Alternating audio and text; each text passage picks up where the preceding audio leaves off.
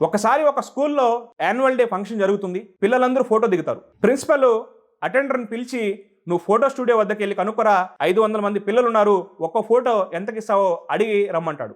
Attender వెళ్ళి photo studio అంతా మాట్లాడుకుంటాడు. ఒక్క ఫోటో 10 రూపాయలకు మాట్లాడుకుంటాడు. కానీ ఆ అటెండర్ ప్రిన్సిపల్ వద్దకు వచ్చి ఒక్క ఫోటో 50 రూపాయలు అని చెప్తాడు.